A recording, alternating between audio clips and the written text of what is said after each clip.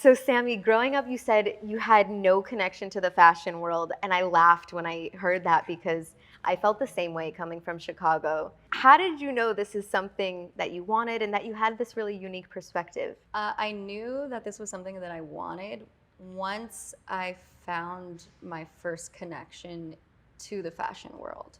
And once I met people in creative industries who liked the weird way that I dressed.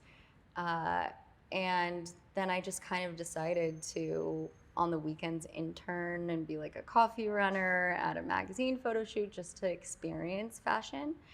And then I realized that there was something creative in me that was dormant being from San Francisco. And so I just quit my corporate life and gave it a go. So, before we get into corporate life, because that's Yeah. actually a big part of what kind of sprung you into action, but you were a kid in San Francisco, you had a brother, you were raised by your dad, Yeah. and I heard that you went to a private school. Uh-huh. And part of this whole vintage style that you came up with was that you weren't able to afford some of the clothes that all the other kids had. And so you came up Yes. with your own. Yeah, exactly. It really, at first, it stemmed from insecurity because the students at my high school were very wealthy and people were driving to school in Range Rovers and I was taking the bus and That feels so hard.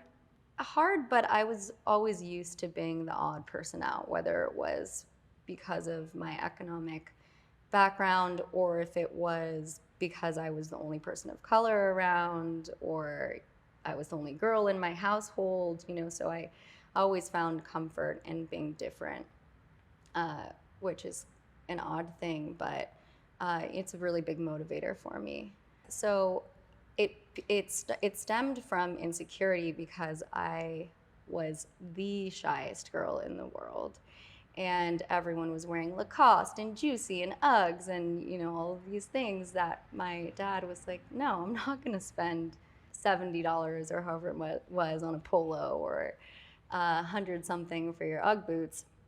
So one day I was walking around San Francisco and I found this boutique, and in the very back of the boutique it was all vintage and it was all thrifted, and I found a Lacoste polo back there and it was $5 or something, and it was at one point purple and now it had become kind of like this weird sun damaged mauve with holes in it, and it was $5 and it had the alligator and that's all I needed. So I wore it almost every single day. And then I realized that being the only person in the world with that exact polo that had the sun damage and the holes in it made me feel really special and unique, where everyone kind of looked at me, what are those holes? New with tag was a thing back then. It wasn't cool to wear some ratty vintage stuff like it is today. So it really just boosted my creativity to be the only one in the world wearing whatever it was. And then from then on, it was just, that just became me, and I was that girl. Do you remember the first time it worked? Because I feel like it takes a little time to go thrifting and put stuff together well. It works when you feel that it works. Oh, interesting. I think that's the whole thing about fashion. Is for me, it's not about trends. It's not about following what's cool at the moment. It's wearing something that's flattering, that makes you feel good. Because if you're wearing, whatever it is, the coolest trend at the time, but you feel uncomfortable in it, that's going to reek from you. And even if you're wearing the most simple, basic thing, but it gives you confidence, then that's the thing that matters most about fashion to me. But That's for very me, cool. I want to be the weirdest one and wear something that's cut up and has holes all over it, and that's what makes me feel comfortable. You mentioned that you didn't start in fashion, you actually started out in the corporate world. How did you decide this is not for me, I'm leaving, I don't want this life? Well, the funny thing is that I knew that my goal at one point was to be an entrepreneur, but I had no idea that it would end up being in fashion. Uh, and when I was working for my corporate tech job, like I said, I was interning and doing, low level stuff just to experience, you know, I didn't know any designers, I didn't know any range of fashion and how intricate it could be. But when I quit, I was trying out all of these different things, and whether it was my first time doing things in front of the camera, like modeling and doing a lot of styling, and then I just kind of realized that I wanted to push myself and combine my goal of being an entrepreneur and my business acumen that I had from school and from working at a startup with my newfound realization of creativity that I had always had, but I just didn't know how to hone into it or to make it a business. I love that you mentioned the startup, because tech is all about looking towards the future, and vintage is all about relishing the past. Mm-hmm. And here you have these two really divergent interests. Yeah. How do they come together for Sami Miro Vintage? That is so interesting. I somehow have never thought about it like that, but that's a really beautiful thing. How it came together for Sami Miro Vintage was that everything that I do is extremely authentic to me. Yeah. Like, I'm not an actor. I can't lie. I can't say I love your outfit if I don't love your outfit. If I give somebody a compliment, it's very authentic and it's honest and it comes from the heart. So I knew that when I started my business, especially in fashion, I was this vintage girl, that it had to remain true to that. Mm-hmm. And I also, growing up in San Francisco, caring about the planet is very important too. So to be able to combine those two things that were very real to my life were essential. So I knew that by designing, and it actually took some time for me to figure out how to be a designer with using vintage fabrics. Yeah. Because back then in 2016, it didn't exist. Like, reworking vintage and upcycling wasn't a thing. So I had an epiphany one day and realized this is Sami Miro Vintage. And then from there, it just, you know, became a thing. And then I just worked endlessly to make it happen. It's just so crazy that you say what you just said when it seems like such an obvious thing, but I never thought about it like that. That's kind of, I always think it's hard to see your own journey. Yeah. You know, it's way easier when people reflect back to you. Yeah. But I found that to be really unique. Thank How you. do you describe Sami Miro Vintage to somebody who hasn't seen the line yet? Well, it has evolved since the early days. How I really created the brand identity was by reworking vintage and creating one-of-ones. And I did that also because I had no experience, one, being an entrepreneur myself, two, doing it in fashion, didn't know anything about the business side of fashion. Yeah. So I was able to not spend as much money by doing it that way. And then since 2020, we've been doing both collections, cut and sew, as well as one-of-ones. How I would describe Sami Miro Vintage now is that, well, really as a designer, what makes me happy and what excites me is to design things that every person needs and wants in their wardrobe, but to do it in a way that hasn't been done before. Hence all the paper clips and the cutting. Yes. And the things that make these, like, I think they're timeless pieces with a unique twist. Yes, thank you. And that really is the goal, because I want to make the perfect t-shirt that every person wants in their wardrobe, but I also want to add really beautiful details into it, like our signature open seam lines that we have, and really amp up the value of it by focusing on those details. Because for me, I never want to be one of those brands that just has like my logo all over in the screen print so that someone can see it a mile away. I rather have signatures to my brand that scream the brand, but there's no logo. Mm-hmm. Thank you for that. I really am not into logo clothing like that.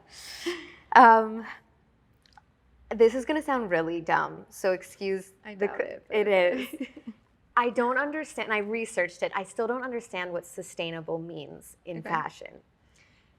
And I know that's a big pillar for your brand. Yeah, well, That's a great question, and I don't think that's stupid at all. Thanks. I think that it's a question that probably a lot of people have. And I think nowadays the word sustainable has almost become more of a marketing term and allows a lot of greenwashing to come into the business, because now it's this key thing that everybody needs to focus, whether you're an existing brand or a new brand. It has to be something that is rooted inside of the business. Okay. Sustainability to me is, there are a lot of ways to be sustainable, and we strive to be sustainable in every possible way. So one way could be with the fabrics that you use. For SMV, we use vintage fabrics and dead stock fabrics, and both of those are pre-existing materials.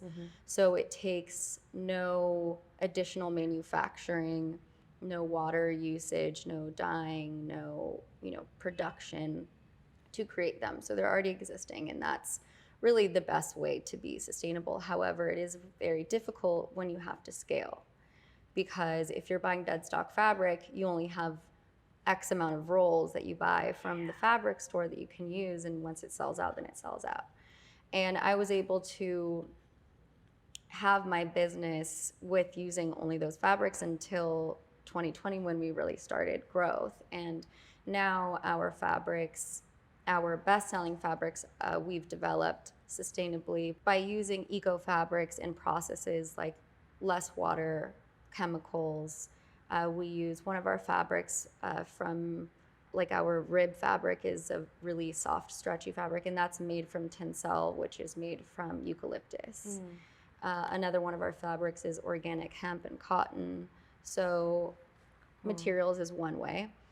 I could go on and on, so I'll just give you the shorter version. No, it's helpful to understand. Yeah. Another way that is, I would say, the least known way of being sustainable is just in general thinking about the people and the process within the supply chain. And let's give an example, think about a fast fashion brand. So you get a dress and it's $8. Okay, so if you have a product, obviously the company has to make money. So imagine what that margin is. So let's say it's a $4 cost to make it, and then you keep backtracking. Okay, so how much did that sewer get paid? Okay, well, it's made in another country. Then backtracking the shipping, the materials being developed. And so everything is done at as cheaply as possible. And then when you think about the people, one, how much did they get paid? Two, what is the environment that they're working in? Because if you have to make something that cheaply, you're not going to have AC and the water and the snacks and a positive environment for people. It's really about how quickly you can make it and how cheaply you can make it.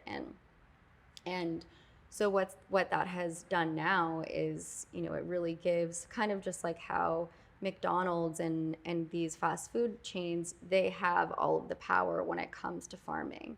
The same thing happens with fast fashion brands. They are the ones paying the most, and thusly they have all of the power. So it's a really slippery, scary slope. But caring about the people and their wages is a really huge thing that doesn't really get discussed. Thank you for describing it. No problem. I was looking up some stats when I was trying to understand what it meant. In the last 15 years, the fashion industry has doubled in production, which is wild. And I didn't know this. So I would hear people talk about how like designer brands would burn a ton of their excess clothing, materials, bags, whatever, because they didn't want the price to go down. But the fashion industry accounted for 8 to 10% of global carbon dioxide output and 20% of the world's plastic production. Yeah. So you are this like independent brand that is trying to make a huge wave in this fast fashion world where there are like really bad players there. Yeah, really bad. Who don't care. Don't care. steal your designs. That's another thing about that's a tangent, but Yeah. I just saw that for the first time, and it's been happening for years. Yeah. And there's no recall. Like, there's nothing for you to do. No, there's nothing you can do because you can't trademark a design. And if you do try and trademark a design, the process takes years and years, and it's costs expensive. so much money. And, you know, there's a zillion loopholes regardless. So it's just something that us smaller designers have to deal with. You just can't, I don't let it get to me anymore. And it just comes with the territory. So, You've seen it happen. oh my gosh, every fast fashion company, literally every single one has copied me. Really? Yeah. And there's nothing you can do. And there's nothing I can do. What it really comes down to, though, is okay, they've completely to the T have stolen my designs. But the difference is it takes a certain customer to want to support a small business who's doing better in terms of our intention. Our fabrics are so nice. And I'm sure if you compared one fast fashion brand's copy to Sami Miro Vintage, I mean, it's just like a night and day experience in terms of the touch and the sewing and all of that. So it's for a specific person who wants to support an eco brand. Yeah. Yeah. You said being in LA and meeting people from different creative backgrounds made me realize I had something within me that was dormant that I wasn't able to express in San Francisco. I think that dormant feeling that you so poignantly discussed is in so many people. Yeah. I actually hear it. A lot of our listeners and viewers will message me like, I have this business idea. I have this thing I want to do.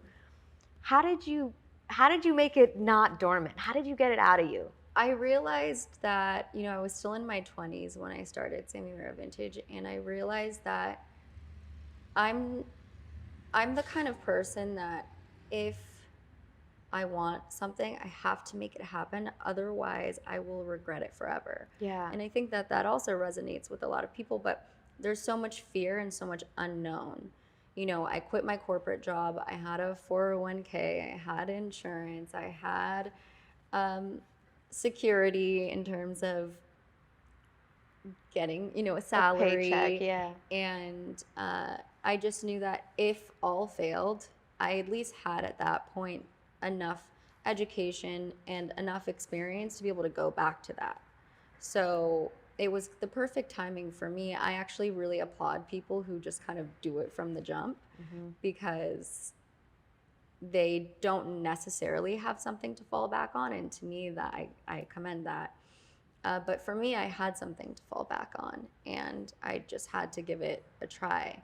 My family thought I was absolutely insane. My dad is a professor, and my brother he was working on Wall Street, and he is a lawyer now. And so the idea of quitting something without having a job already lined up was just nuts. But I just had to go with my gut. And it was definitely hard. Yeah. But I wouldn't have done it any other way. I think part of being creative is there's just always self-doubt. How do you quiet that voice? Because I'm sure you still even get it. That's a great question. I don't know that I ever quiet that voice. It's loud, but it motivates me because I have always had people doubt me, whether it was people I went to school with or a teacher or a family member. And I think that I am who I am because I had people who doubted me. And forever it's been this thing where, you know, I want to do my best and I want to do something different and create something special to show the people that they're wrong. That's such a strong place to come from. Yes. I think the most interesting people are those who have dealt with a lot of hardship and trauma and have had a difficult childhood or, you know, whatever it is, because if you're able to come back from that, then it shows a lot of strength. And it also shows a range in capabilities and a range in experience in terms of, you know, you weren't just handed what you were given. You had to work so much harder to get there. And for me as a Black woman, for me as a person who always went to schools with super rich people everywhere and mostly white people everywhere, and then being in tech and being also the only woman, and then also being 2 decades younger than everybody, I always had to kind of prove myself. And that's kind of a shitty thing to have to do, but it has made all of those different elements has just made me work a zillion times harder than the average person. And also, I had a huge learning disability too. So that really taught me how I had to work 10 times harder, because a homework assignment that would take a normal person 30 minutes to do would take me 6 hours to do. So There's a resilience that you've built up. Yeah, that's a really good point. You have to be resilient in life. Especially in fashion. Especially in fashion. In any industry, really, but Yeah. you can't let the external environment bring you down. You have to be able to empower yourself. This shocked me. Within the first month of starting your brand, Selena Gomez hired you to redesign her world tour in Asia. And you had 48 hours to prepare. Is that true? It's very true. How? And also, a better question is, how did that challenge set you up for the rest of your career? Because what an initiation. Yeah, that was quite an initiation. Not to toot my own horn, but also my therapist would be really proud of me for tooting my own horn, because I am too. Apparently, I have imposter syndrome. But you know, at this point, I've had enough major experiences like that where I surprise myself. But at this point, I'm like, I truly can do anything. Give me any project, give me any deadline, and I will tackle it with excellence. And although it is the most stressful situation and 24 hours of working for however long, I'm so dedicated and just want to do everything as best as possible. So for that situation, I had 48 hours. I had a huge opportunity. I've never did anything like that before, or even still have done anything like that. And I had to just be like, well, if this person is trusting me, then I must have something good. Yeah. And I just packed up everything and headed to Asia, and didn't also really know what I was walking into, but it was a game changer for me. Also, really, in the industry of world tours. At that point, if you are on a world tour, you wear the same 5 outfits every single night for the entire year. And what we did for the first time ever was we created new outfits every night. And that was the first time anybody had ever done that. And so it was really amazing for her to trust me, because we stepped outside of her fashion box, and made really fun looks and reworked so much vintage, and it was an experience. So cool to do that for a world tour, because everything, especially for like a pop sensation, is like new now next. And for you to, again, bring the vintage vibe is really is unique. Yeah, it was really awesome. You've said that your brand's ethos is founded on uplifting voices that are often silenced. I think Black representation has been pretty rare in the fashion world. I think a lot of people credit Virgil with opening it up a little bit. It's still not where it needs to be. How are you most proud of how you've used your voice? I would say that I am most proud of how I use my voice by continuously educating and continuously showing that it's okay to be different, and that you don't have to be on a traditional path to get what you want, unless you want to be a doctor or something of the sort, where I hope you have that proper education. Yes. But We very much would like you to take a traditional we very route. much would like the traditional route.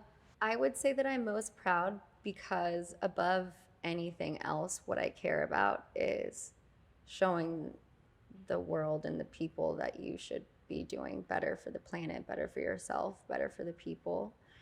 And what excites me a lot is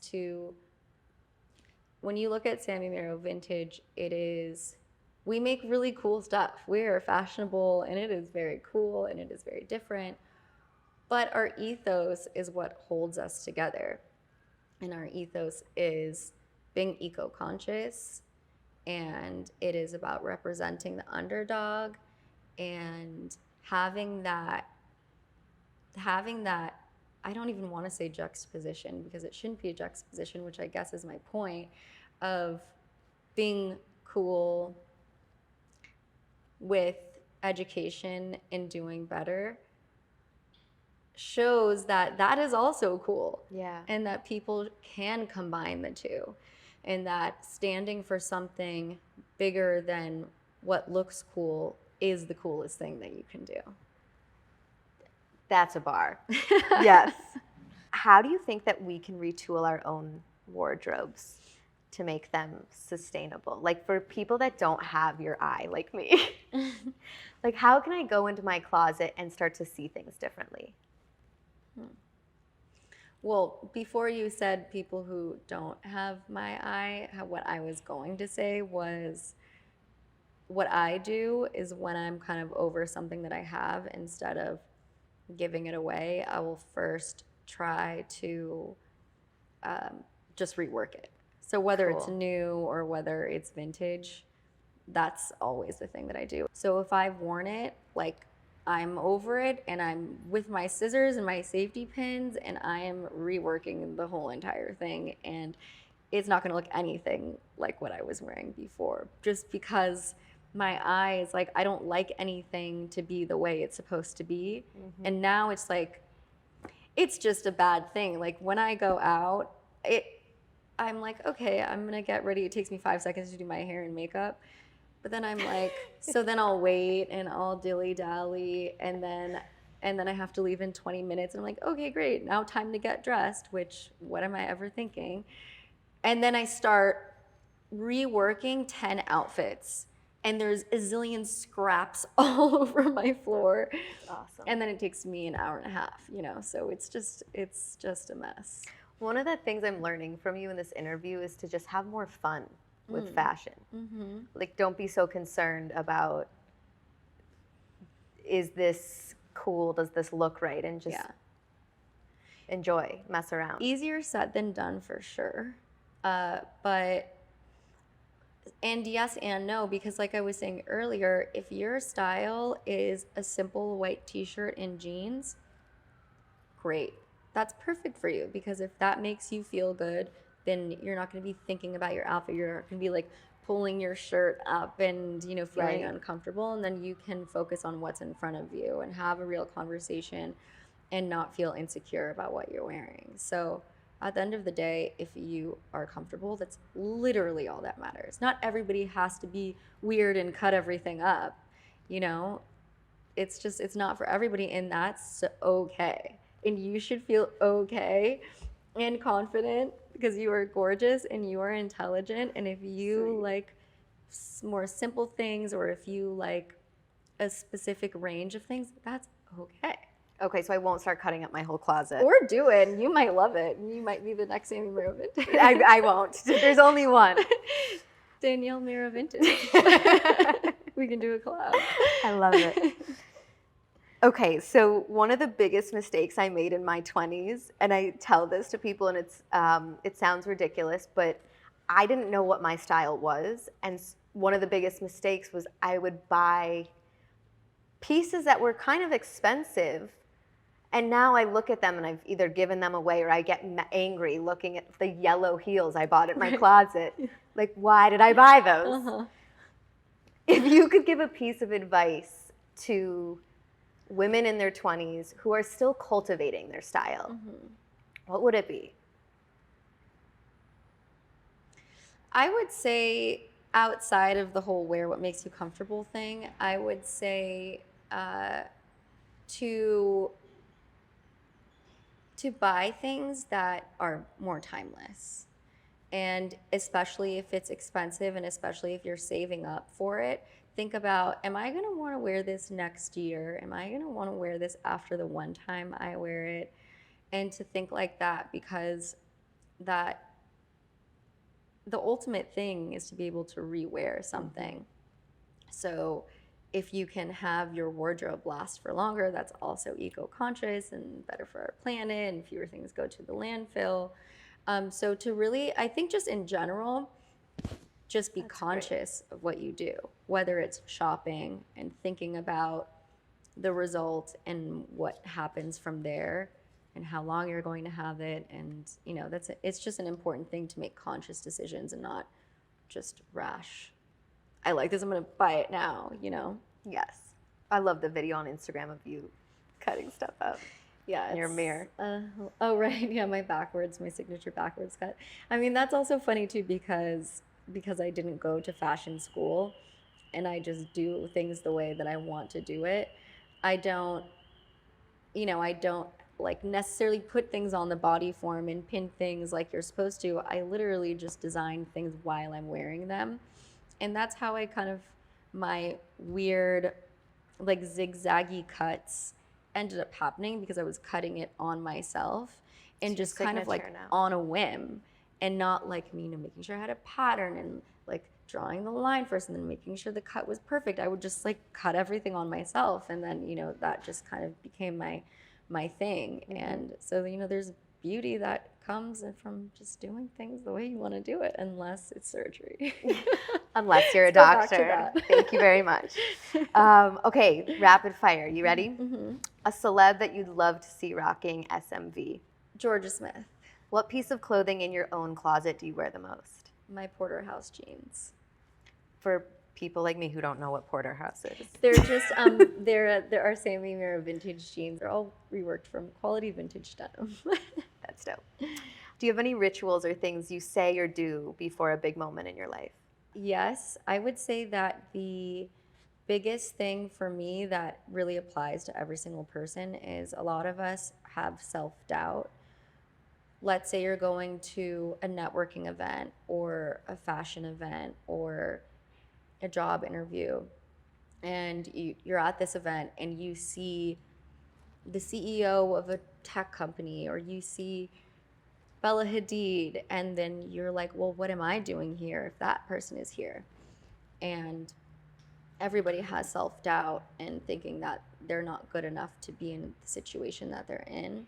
But what you have to remind yourself is you were invited there for a reason and you bring something very special to whatever the scenario is. And you have to remember that, and you can't shrivel up into nothing because that's not why you're there. That's really powerful coming from you, I think. Thank you. Is there a book that's changed your life that you think everybody should read? I don't know why the first thing that came to mind was the Shel Silverstein book. Where the Sidewalk Ends? Where the Sidewalk Ends. I love that book. Let's let that be my answer. I love that. Okay, pretty smart card deck, 52 questions. I just listened to this one. Pick whichever one you feel connected to. I'm going to take a hidden one. Okay, I like that. So a mistake you've made along the way that you'd like to save other people from? I think this would apply to many entrepreneurs. It's very scary to put out a product or to put out something that has your name on it. And I've come across a lot of people who have these ideas who are afraid to put out, let's say, their first collection or their first design. And I was this way too, and I wouldn't put anything out because I was so afraid. But once you put it out there, regardless of how many customers you have, doing that thing of just launching it is a huge release. And then you realize it's not that hard. It's not that scary. And it allows you to keep going. So just don't be afraid. Just do. Just do it. Yeah. What do you have to lose? If you don't do it, it's way worse. If you don't do it, you'll never know if you should have done it, if it was a $1 billion idea. My last question, the smartest decision you've ever made? I guess quitting my corporate job to pursue my creative instincts. Beautiful. Thank you, Sami Miro. Thank you so much. You changed my perspective on fashion today. Oh, good. How so?